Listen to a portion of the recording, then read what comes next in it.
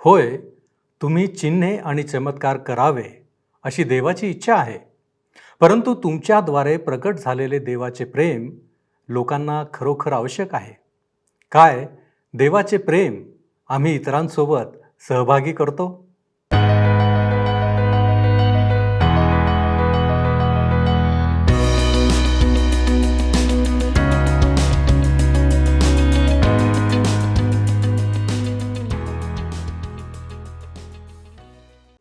ख्रिस्तामधील प्रिय बंधू आणि भगिनींनो, उपासना कार्यक्रमामध्ये आपले हार्दिक स्वागत. प्रियांनो, या दिवसात आपण प्रेषितांची कृत्ये या नव्या करारातील पुस्तकाचा अभ्यास करीत आहोत.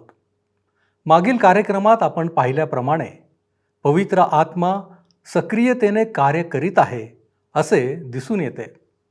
या पुस्तकामध्ये प्रामुख्याने प्रेषितांनी पवित्र आत्म्याच्या द्वारे जे कार्य केले त्यामुळे मंडळीची वाढ किंवा वृद्धी होताना दिसते. आजच्या कार्यक्रमातही याच विषयाला धरून पुढे पाहत असताना आम्हाला दिसते की पेत्र भाषण देत आहे. लोकांनी ते ऐकले, परंतु त्याच वेळेस त्यांच्या अंतःकरणात पवित्र आत्म्याने देखील कार्य केले आणि पुढे अतिशय असाधारण घटना घडते. ही घटना कोणती होती? या घटनेचे महत्त्व काय आणि त्याचा कोणता परिणाम घडला हे आम्हाला आजच्या अध्ययनात दिसून येईल. तर मग चला प्रियांनो, आपण आपल्या अध्ययनाची सुरुवात करूया. श्रोत्यानो, प्रेषितांची कृत्ये ह्याच्या 2 अध्यायाची 1 पासून 29 वचने आम्ही अभ्यासले आहेत. आज 30व्या वचनापासून पुढे आम्ही अध्ययन करणार आहोत. 29व्या वचनात आम्ही पाहिलं होतं की दाविदाविषयी कशा प्रकारे शिमोन पेत्र सांगतो. तो म्हणतो की तो मरण पावला, पुरला गेला व त्याची कबर आजपर्यंत आमच्यामध्ये आहे. नंतर 30 आणि 31 वचने सांगतात की तो संदेष्टा होता आणि त्याला ठाऊक होते की देव शपथ वाहून त्याला म्हणाला, तुझ्या संतानातील एकाला तुझ्या राजासनावर बसवीन. ह्याचे पूर्वज्ञान असल्यामुळे तो ख्रिस्ताच्या पुनरुत्थानाविषयी असे बोलला की त्याला अधोलोकात सोडून दिले नाही व त्याच्या देहाला कुजण्याचा अनुभव आला नाही. ह्याविषयीच दावीद आपल्या 16व्या स्तोत्रात बोलत आहे. आपणाला वाटेल श्रोत्यानो की त्यात तर कुठेच त्याच्या पुनरुत्थानाबद्दल आणि मरणाबद्दल सांगितलेले नाही. प्रेषितांची कृत्ये 2 अध्याय हा मध्ये स्तोत्र 16चे पवित्र आत्म्याने केलेले स्पष्टीकरण आहे. मंडळीच्या युगामध्ये सगळ्यात पहिला संदेश येशूच्या पुनरुत्थानाविषयी देण्यात आला. 32वं वचन सांगतं, त्या येशूला देवाने उठविले, ह्याविषयी आम्ही सर्व साक्षी आहोत. आम्हाला दिसतं श्रोत्यानो की कशा प्रकारे प्रभू येशूच्या पुनरुत्थानाला प्रत्येक संदेशामध्ये महत्त्व दिल्या जात असे. 33 ते 35 वचने पहा. म्हणून तो देवाच्या उजव्या हाताकडे बसविलेला आहे. त्याला पवित्र आत्म्याविषयीचे वचन पित्यापासून प्राप्त झाले आहे आणि तुम्ही जे पाहता व ऐकता त्याचा त्याने वर्षाव केला आहे. कारण दावीद स्वर्गात चढून गेला नाही, पण तो स्वतः म्हणतो, परमेश्वराने माझ्या प्रभूला सांगितले की मी तुझ्या शत्रूंचे तुझ्या पायासाठी आसन करीपर्यंत तू माझ्या उजवीकडे बसून राहा. पवित्र वचन आम्हाला सांगते की येशू ख्रिस्तावर विश्वास ठेवणाऱ्यांना अर्थात मंडळीला नवीन यरुशलेमेत उचलण्यात येईल. हे लोक शरीराला त्यागून देवाबरोबर वास करण्याकरिता जातील. 2 करिंथ 5 अध्याय आणि 8 वचन सांगतं. करिंथकरास 2 पत्र 5 अध्याय 8 वचन. आम्ही धैर्य धरतो आणि शरीरापासून दूर जाऊन प्रभूसह गृहवास करणे हे आम्हास अधिक बरे वाटते. तसेच स्तोत्रसंहिता 110 आणि 1 वचन की माझ्या प्रभूला परमेश्वर म्हणतो की मी तुझे वैरी तुझे पदासन करीपर्यंत तू माझ्या उजवीकडे बैस.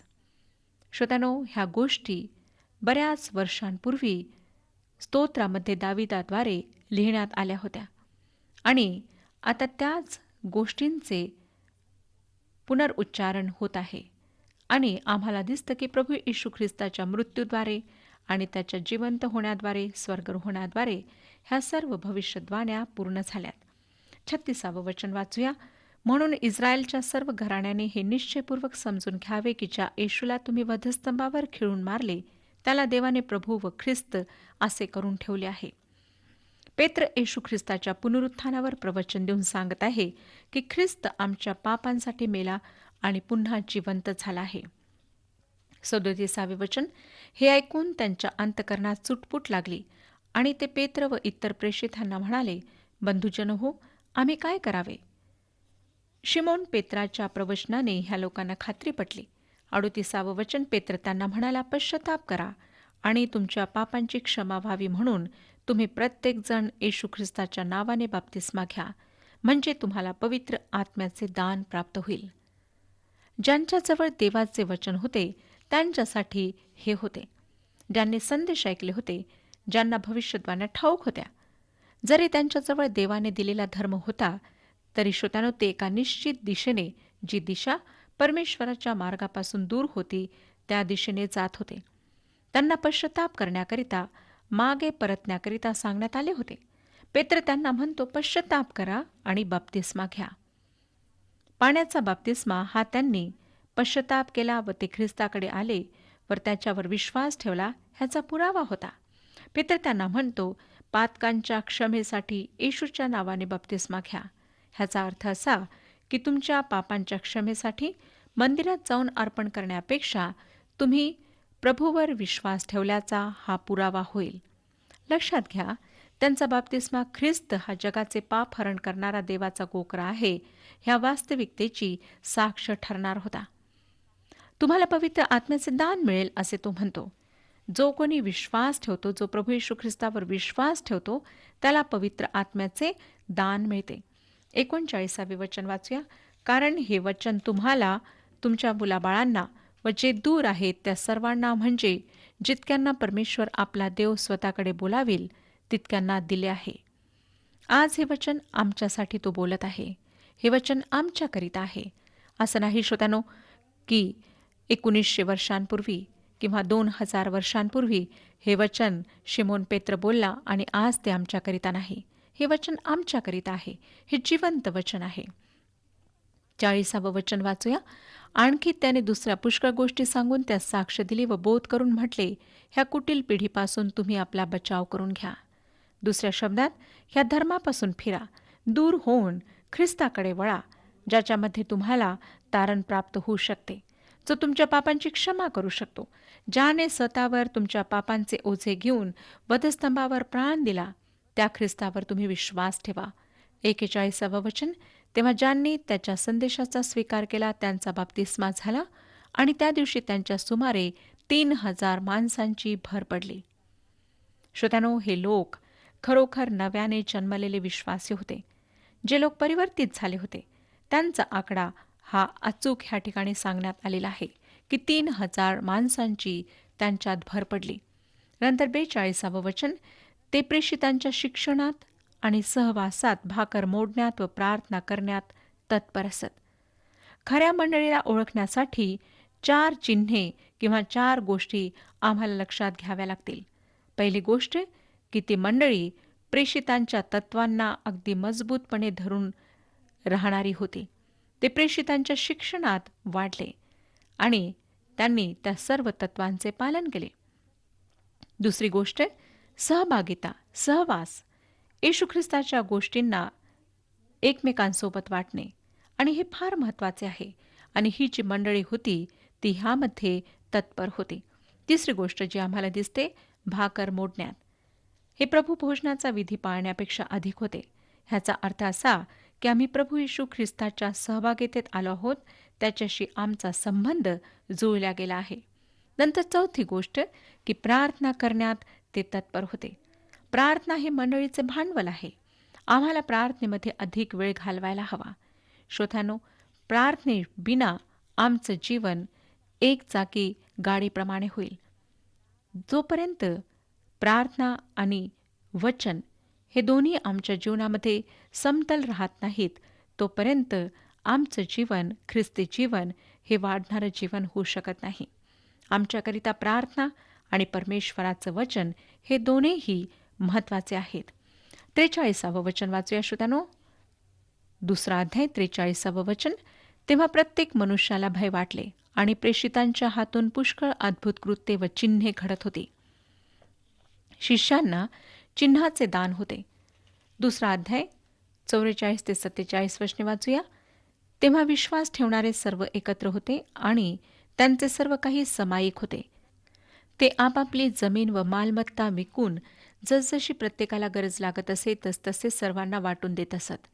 ते दररोज एकचित्ताने व तत्परतेने मंदिरात जमत असत, घरोघरी भाकर मोडीत असत आणि देवाची स्तुती करीत हर्षाने व सालस मनाने जेवीत. सर्व लोक त्यांना प्रसन्न असत आणि प्रभू तारण प्राप्त होत असलेल्या माणसांची दररोज त्यांच्यात भर घालीत असे. श्रोत्यानो, त्या काळी मंडळ्या आध्यात्मिक रूपाने जितक्या समृद्ध होत्या तितक्या नंतर कधीच राहिल्या नाहीत. आजसारखे ढोंगी नावापुरते ख्रिस्ती त्या काळी मंडळीत नव्हते. लक्षात घ्या की देवाने मंडळीची वाढ फार चांगल्या प्रकारे घडून आणली. आम्हाला अनेक गोष्टी त्या लोकांमध्ये पाहायला मिळतात. एकतर त्यांचे सर्व काही समायिक होते. नंतर त्यांनी आपली जमीन व मालमत्ता विकून जशी जशी प्रत्येकाला गरज असे तसे तसे ते वाटून देत असत. एकचित्ताने तत्परतेने ते मंदिरात जमत असत, घरोघरी भाकर मोडीत असत, देवाची स्तुती करीत हर्षाने व सालस मनाने जेवीत असत.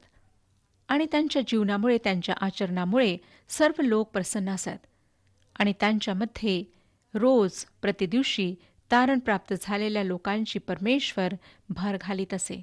श्रोत्यानो, काय ह्या सर्व गोष्टी आज आमच्यामध्ये पाहायला मिळतात? काय आमच्या जीवनाकडे पाहून इतर लोक प्रभूवर विश्वास ठेवण्याकरिता तत्पर होतात, पुढे येतात? आम्हाला पाहायचं आहे की आमचं जीवन, आमच्या मंडळीचं जीवन कशा प्रकारचं आहे. आता आपण 3 अध्यायाकडे वळत आहोत. ह्या अध्यायामध्ये सर्वप्रथम आम्हाला मंडळीतील पहिला चमत्कार आणि त्यानंतर पेत्राचे 2 प्रवचन वाचायला मिळते.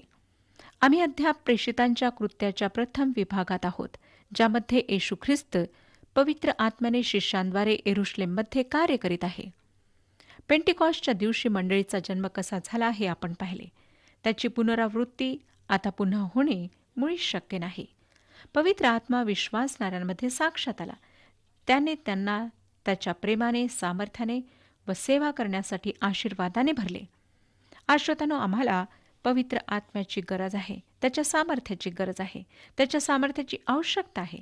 देवाची स्तुती असो की तो ह्या भूतलावर राहून जगाची खात्री पटवून जगातील वाईट गोष्टींना ताब्यात ठेवीत आहे. ह्या 3 अध्यायात आम्ही पाहतो 1 ते 11 वचनांमध्ये की कशा प्रकारे पांगळ्या माणसाला आरोग्यदान प्राप्त झाले. नंतर 12 पासून 26 वचनांमध्ये आव्हान देणारे आणि स्पष्ट करून उलगडा करणारे पेत्राचे प्रवचन आम्हाला वाचायला मिळते. आणि ह्याचा परिणाम काय झाला तर 5,000 लोकांनी ख्रिस्ताचा स्वीकार केला. आता लंगड्या पांगळ्या माणसाला आरोग्यदान कशा प्रकारे प्राप्त झाले ते आपण पाहणार आहोत. पहिलं वचन सांगतं की पेत्र व योहान हे 3ऱ्या प्रहरी प्रार्थनेच्या वेळेस वरती मंदिरात जात होते. ही वेळ संध्याकाळच्या अर्पणाची असावी, कारण त्यावेळेस याजक संध्याकाळची बलिदाने व धूपाचे अर्पण व प्रार्थना कराव्यास आत गेला. लुकाच्या पहिल्या अध्यायात आम्ही पाहतो की अशा प्रकारची सेवा जखऱ्या याजक करीत असे. सोन्याच्या वेदीवर सेवा करण्यास तो गेला तेव्हा त्याला देवदूताने दर्शन दिले होते. ती सोन्याची वेदी, धूपवेदी प्रार्थनेसंबंधी सांगते. श्रोत्यानो, ही वेळ प्रार्थनेची होते. अनेक लोक प्रार्थना दालनात प्रार्थना करीत होते. 2 वचन पहा. तेव्हा जन्मापासून पांगळा असलेला कोणी एक माणूस होता. त्याला मंदिरात जाणाऱ्यांजवळ भीक मागण्यासाठी म्हणून दररोज उचलून मंदिराच्या सुंदर नावाच्या दरवाजाजवळ ठेवीत असत. हा जो व्यक्ती होता हा जन्मतःच आईच्या उदरापासूनच लंगडा होता. त्याला उचलून आणून मंदिराच्या दरवाजात ठेवत असत. ह्या ठिकाणी आम्हाला फार मोठा विरोधाभास आढळतो. त्याला ज्या दरवाजात आणून बसवीत असत त्या दरवाजाचे नाव होते सुंदर दरवाजा. आणि हा एक असा माणूस होता श्रोत्यानो, ज्याच्या शरीरात पांगळेपण होते, जो शरीराने दुर्बळ होता, पंगू होता. मानव स्वतः अनेक गोष्टी घडवू शकतो, पण तो स्वतःमध्ये काहीच बदल घडवून आणू शकत नाही. बाहेरून आम्ही स्वतःला नीटनेटके करून सावरू शकतो. आमचे केस कापून, नखे कापून, चांगली वेशभूषा करून चांगले दिसण्याचा प्रयत्न करू शकतो. शरीराची दुर्गंधी घालविण्यासाठी आंघोळ करून दुर्गंधीनाशक द्रव्ये लावू शकतो. पण आम्ही आमचा मूळ स्वभाव, जुना स्वभाव बदलू शकत नाही. हाच विरोधाभास ह्या ठिकाणी आम्हाला आढळतो. हा जो व्यक्ती होता, लंगडा होता आणि तो भीक मागित असे. 3रं वचन पहा, पेत्र व योहान हे मंदिरात जात आहेत असे पाहून त्याने भीक मागितली. पेत्र व योहान मंदिरात प्रार्थना करण्यास जात होते आणि त्या भिकाऱ्याने त्यांना पाहिले. 4 आणि 5 वचन, तेव्हा पेत्र व योहान ह्यांनी त्याच्याकडे निरखून पाहिले आणि पेत्र म्हणाला, आम्हाकडे पहा. तेव्हा त्यांच्यापासून काहीतरी मिळेल ह्या अपेक्षेने त्याने त्यांच्याकडे लक्ष लाविले. श्रोत्यानो, जेव्हा ह्यांनी त्या भिकाऱ्या व्यक्तीकडे पाहिले तेव्हा त्या भिकाऱ्या व्यक्तीला वाटले की आता अवश्य त्याला काही भीक मिळेल. 6 आणि 7 वचने वाचूया. मग पेत्र म्हणाला, माझ्याजवळ सोने रुपे काही नाही, पण जे आहे ते तुला देतो. नासोरी येशू ख्रिस्ताच्या नावाने चालू लाग. आम्हाला दिसतं श्रोत्यांनो की कशा प्रकारे पेत्राने आणि योहानाने ह्याची गरज ओळखली आणि त्याला मदत करण्याच्या उद्देशाने त्यांनी हे सर्व काही म्हटले. डॉक्टर लूकची ही विशेषता आहे की जेव्हा ते एखाद्या चमत्काराविषयी लिहितात तेव्हा इतर पुस्तकात उपलब्ध नाही अशी संपूर्ण माहिती देतात. त्या भिकाऱ्याच्या पावलांच्या व घोट्यांच्या हाडांमध्ये अशक्तता होती, दुर्बलता होती. त्यामुळे तो चालू शकत नसे. कारण 7वं वचन आम्हाला सांगतं, आणि त्याने त्याचा उजवा हात धरून त्याला उठविले. तेव्हा त्याची पावले व घोटे ह्यात तत्काळ बळ आले. श्रोत्यानो, आम्हाला दिसतं की कशा प्रकारे डॉक्टर लूक ह्या गोष्टीकडे आपलं लक्ष केंद्रित करीत आहेत. 8वं वचन, तो उडी मारून उभा राहिला व चालू लागला आणि तो चालत उड्या मारीत व देवाची स्तुती करीत त्यांच्याबरोबर मंदिरात गेला. आपण आपल्या डोळ्यासमोर हे दृश्य आणू शकता की कशा प्रकारे हा पांगळा व्यक्ती, लंगडा व्यक्ती उडी मारून उभा राहिला, चालू लागला आणि उड्या मारीत, चालत, देवाची स्तुती करीत त्यांच्याबरोबर परमेश्वराची उपासना करण्यास, प्रार्थना करण्यास मंदिरात गेला. ह्या ठिकाणी उडी मारून हा शब्द 2दा आला आहे आणि तो आम्ही लक्षात घ्यायला हवा. मंदिरात जाणाऱ्या प्रत्येक इस्रायली व्यक्तीने लंगड्या व्यक्तीला उड्या मारीत मंदिरात जाताना पाहिले आणि ते आश्चर्यचकित झाले असणार. त्यांना माहीत होते की ही साक्षात राज्याची सुरुवात आहे. 9 आणि 10 वचने पुढे सांगतात, सर्व लोकांनी त्याला चालताना व देवाची स्तुती करीताना पाहिले आणि मंदिराच्या सुंदर नावाच्या दरवाजाजवळ बसून भीक मागणारा तो हाच हे त्यांनी ओळखले. तेव्हा त्याच्या बाबतीत जे घडून आले त्यावरून त्यांना फार आश्चर्य व विस्मय वाटला. त्यांनी त्याला पाहिले, त्याला ओळखले. ह्या चमत्काराचा मतितार्थ काय आहे हे त्यांनी जाणले. श्रोत्यानो, आज असंख्य लोकांना चमत्काराचा अर्थ कळत नाही. ज्याला डॉक्टर लुकाने ह्या ठिकाणी नोंदले आहे त्याचा अर्थ ते जाणून घेऊ शकत नाहीत. 11वं वचन, मग तो पेत्र व योहान ह्यांना बिलगून राहिला असता सर्व लोक आश्चर्यचकित होऊन त्याच्याकडे शल्मुनाची देवडी नावाच्या ठिकाणी धावत आले. काय ही देवराज्याची सुरुवात आहे? मागील काही आठवड्यात येरुशलेममध्ये फार आश्चर्यकारक महान गोष्टी घडल्या होत्या. त्यांनी येशूचे वधस्तंभावर खिळल्या जाणे, त्याचे पुनरुत्थान, त्याचे स्वर्गारोहण व पेंटिकॉस्टचा दिवस सर्व काही पाहिले होते आणि ते सर्व काही पाहून आश्चर्यचकित, विस्मयचकित झाले होते. खरोखर काय घडत होते हे मात्र त्यांना कळत नव्हते. 12वं वचन पहा काय सांगते. हे पाहून पेत्राने लोकांना म्हटले, अहो इस्रायल लोकांनो, ह्याचे आश्चर्य का करिता? अथवा आम्ही आपल्या सामर्थ्याने किंवा सुभक्तीने ह्याला चालावयास लाविले आहे असे समजून आम्हाकडे निरखून का पाहता? पेत्र ह्या ठिकाणी इस्रायली लोकांशी बोलत आहे. हा येरुशलेममधला काळ आहे. हा संक्रमणाचा काळ आहे. मंडळी अद्यापही येरुशलेम सोडून दुसऱ्या भागात पोहोचलेली नाही. रोममधील कोणीही शुभवर्तमान अद्यापही ऐकलेले नव्हते. श्रोत्यानो, ज्या प्रकारे आम्ही इतर पुस्तकाचे वाचन करताना आपली विवेकशक्ती वापरतो तसेच पवित्र शास्त्राचे वाचन करताना सुद्धा आम्ही स्वतःची विवेकशक्ती वापरायला हवी. हे परमेश्वराचे वचन आहे. परमेश्वराचे वचन प्रभावी आहे आणि जेथे आम्ही आहोत तेथेच ते आमच्या जीवनात लगेच कार्य करते. ते आम्ही समजू शकू अशा प्रकारे आमच्याशी बोलते. पेत्र हा चमत्कार त्याच्या स्वसामर्थ्याने किंवा कर्तृत्वाने झाला नाही हे त्यांना सांगण्यामध्ये फार तत्पर आहे. तो ह्या यहुदी जमावाला पुन्हा जुन्या करारात नेत आहे. तो त्यांना सांगणार आहे की जर तुम्ही देवाकडे वळाल तर सर्व भविष्यद्वाण्या पूर्ण होतील. काही भविष्यद्वाण्या ह्या यहुदी लोकांना ठाऊक होत्या, जसे जखऱ्याचे पुस्तक 12 अध्याय आणि 10 वचन. ह्या ठिकाणी लिहिलेलं आहे, आणि मी दाविदाच्या घराण्यावर व येरुशलेम निवाशांवर कृपा व विनवणी यांच्या आत्म्याचा वर्षाव करीन, आणि ज्या मला त्यांनी विंधिले त्या मजकडे ते पाहतील. एकुलत्या एका पुत्रासाठी शोक करावा तसे ते त्यासाठी शोक करीतील. ज्येष्ठ पुत्राबद्दल जसा कोणी अत्यंत खेद करीतो तसा ते त्याबद्दल खेद करीतील. जर ते देवाकडे वळतील तर हे भविष्य पूर्ण होईल. हे भविष्य पूर्ण झाले नाही, कारण त्यांनी तेव्हा ख्रिस्ताला स्वीकारले नाही, त्याचा नकार केला. पश्चाताप करून ते मागे फिरले नाहीत.